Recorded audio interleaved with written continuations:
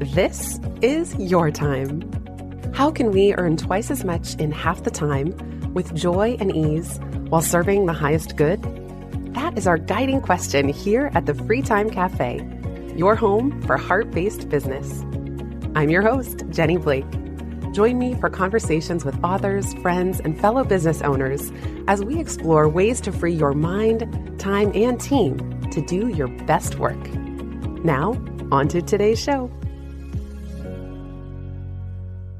Hello, free timers. Happy New Year. Welcome back. This is my first official solo episode of 2023. And after having taken my hiatus starting in mid-December, thank you for your patience while we played a round of best of episodes. I've been reflecting a lot on what's the best free-timey way to start this new year. Is it a strategy? Is it helping you set strategy? Is it a system? No, it's none of the above. It is a call to inaction. It is a call for all of us to see if we can commit to doing less. I've always been inspired by friends who will set a word for the year like simplify or streamline.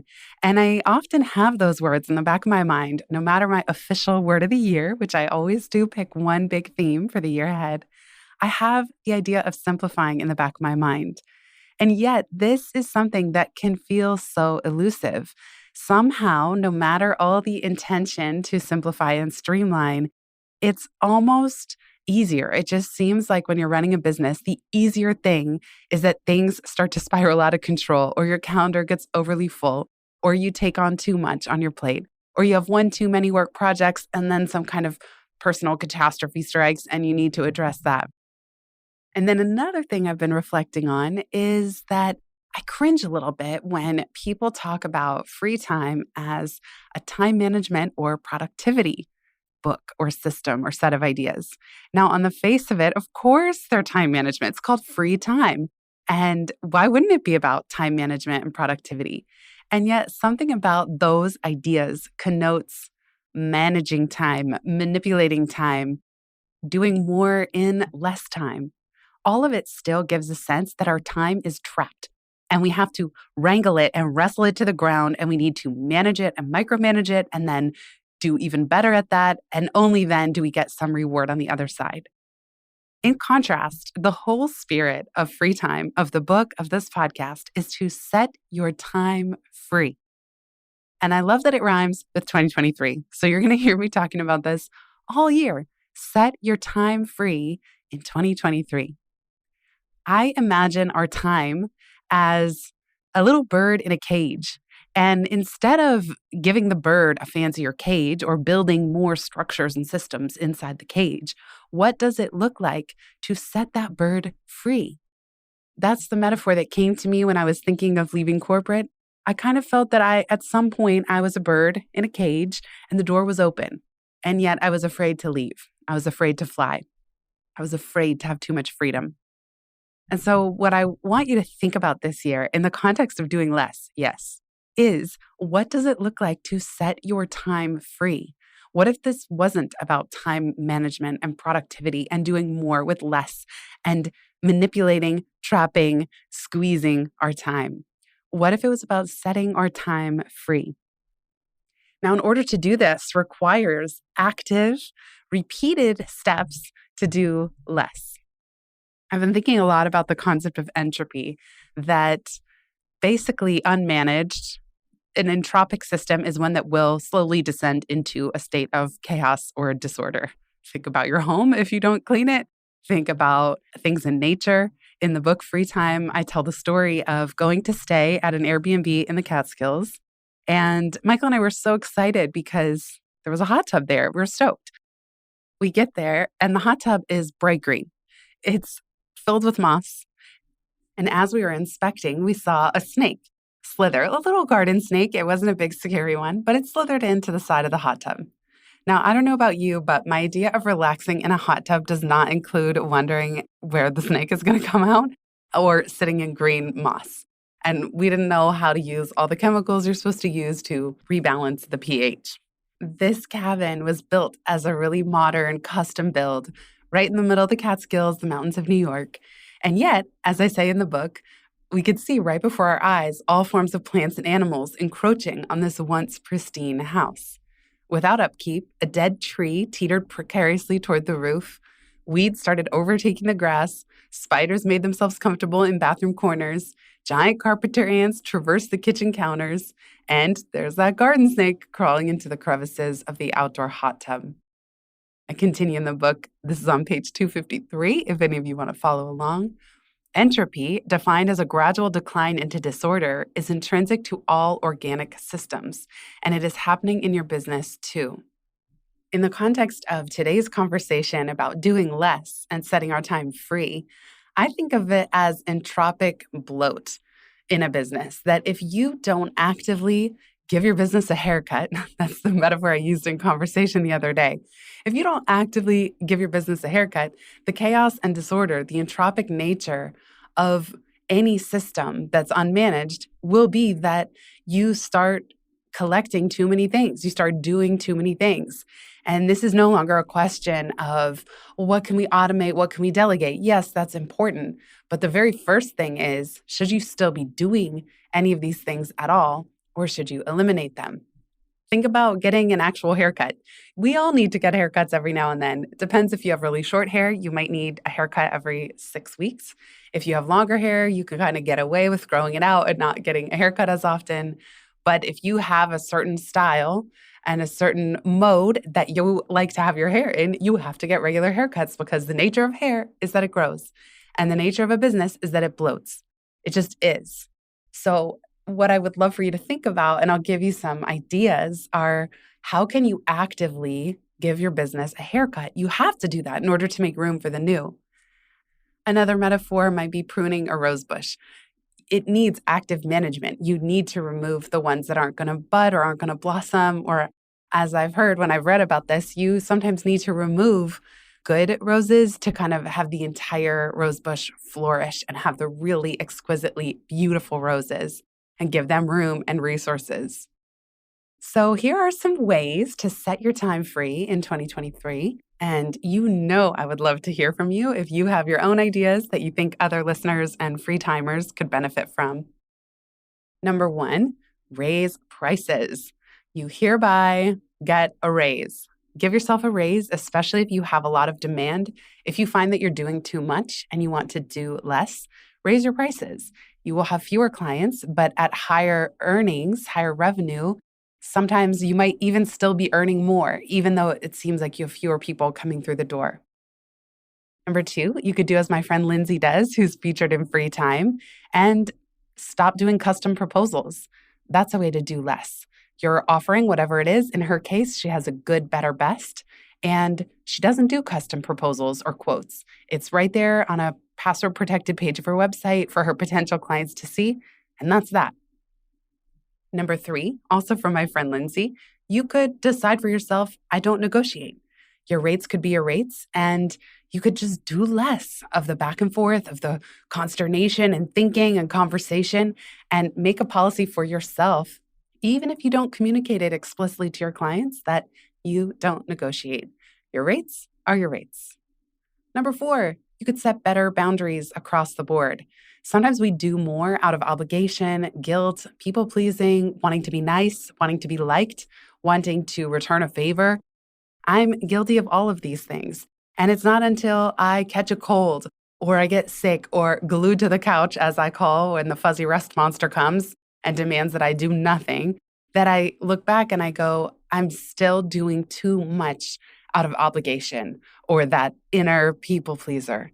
So with better boundaries around when you're willing to take calls, how many of a certain type of call you're willing to do in a week or a month. Are you going to do in-person coffee dates or not? Do you want to say no to those across the board? You could do as another friend does, number 5, and only sell one thing in your business. So if you are someone like me where things have spiraled out of control over the years and you have so many different products, different price points, different audiences even, that exponentially increases the level of process and attention to detail and customer service emails and things that you need to service and maintain in the business. So you could go really radical and say, We saw one thing, and you pick what that is and you make it clear. We'll be right back just after this.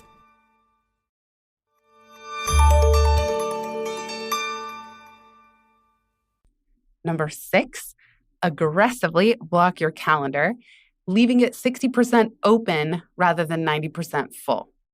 You know I'm always talking about calendar design here. This is nothing new if you've been here for a while, but I just want to remind you that sometimes we might think, oh, okay, I'm designing my calendar, and yet you look at the week and it's still jam-packed. So yes, you are time blocking and you do have some rules and boundaries set up and you are batching certain types of tasks or calls, but ultimately, maybe your calendar is still more full. It's not spacious. It's not open for spontaneity. What would happen if by a rule you left your calendar, I'm saying 60% full? What about only 40% full?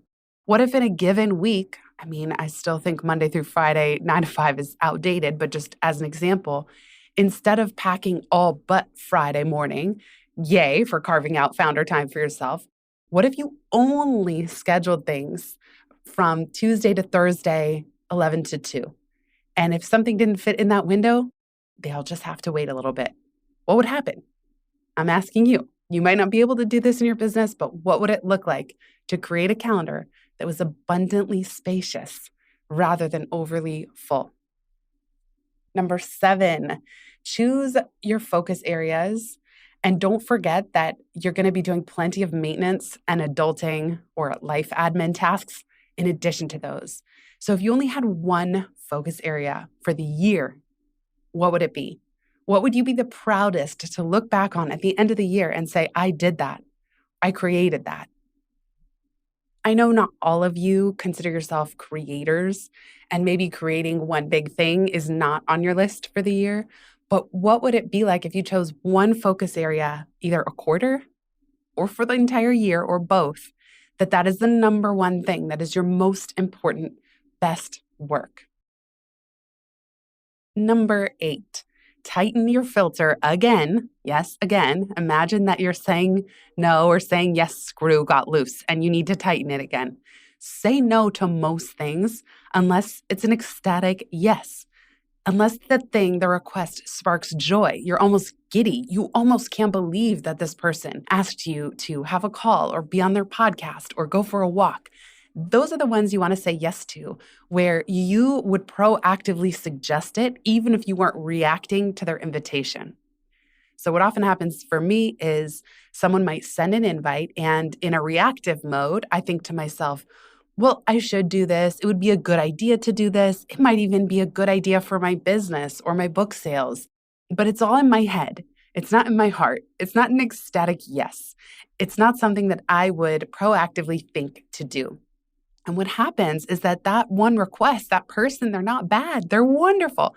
Everything is wonderful in isolation, but it starts to balloon and create time clutter that makes it harder to really be focused and have that pointed, super focused attention that I know I really crave to be able to do my best work.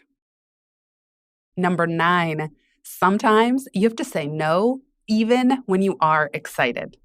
This one's really tough. These are the tough ones that slide in through the cracks, through the door that's open just a sliver, and you go, but it is a hell yes. I'm so excited to do this. And yet, sometimes, you know the phrase, your eyes are bigger than your stomach? Well, sometimes our business and project and commitment eyes are bigger than our capacity stomach. Sorry for grossing you out with this metaphor. But it's true. Sometimes you have to have the discipline to say no, even to something that excites you. And when you craft your graceful no, I'm going to do an episode on that coming up, you can communicate that. You could say, I'm actually so bummed, but I need to say no to this right now because I'm focused on these other things, or because I'm focused on leaving abundant open space in my calendar this year. You can be that direct about it. Number 10, think about your contract terms. So if you're doing too much chasing clients around, maybe you want to add some kind of late fee or payment terms, negotiate the number of days that a client has to pay. Negotiate how much time is included. Try to reduce scope creep in your contracts.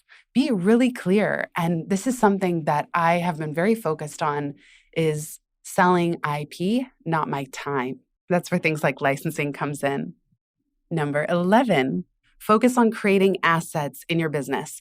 So when you are creating content, what would it look like to do less spray and pray content creation, marketing, social media, where you feel guilt and pressure to be on all the things and sort of, I call it death by a thousand cuts, put yourself in all the places. And oh, everyone tells you you should be on video now. So you start adding video to stuff you're doing, and that creates a new 10x layer of friction. Just step back for a moment and ask yourself, what would it look like if you did less in terms of content publishing or production, and you focused only on creating assets and resonant, energizing relationships? So if you are able to build resonant, energizing, mutually beneficial, mutually exciting relationships through any one of the current communication channels that you're a part of, amazing. Focus on those and focus on creating assets, evergreen content that, sure, it can tie into the news, but that it's unique to you. You're actually creating something that you're proud to have your name on. You're proud to be discoverable when people search for you or your work, that people will want to pass along word of mouth to their friends, their community, because they found it so helpful, rather than just kind of creating good enough stuff just so you can check the box. 12, shut down stale services, courses, freebies, and formats. This is where you really got to do a haircut. What are some of the things that you've created in the past that are just no longer up to date? They're not aligned as well with your business or where you're trying to go. They're just relics of the past. Where can you give a haircut to the aspects of your business and your content, your courses, your services that they're there lingering because maybe they produce a little bit of value, but not that much. They're just legacy products at this point, but you wouldn't create them new if you were starting over today. What would happen if you could just shut those down? You just did an audit, gave your business the haircut, and shut down those stale services.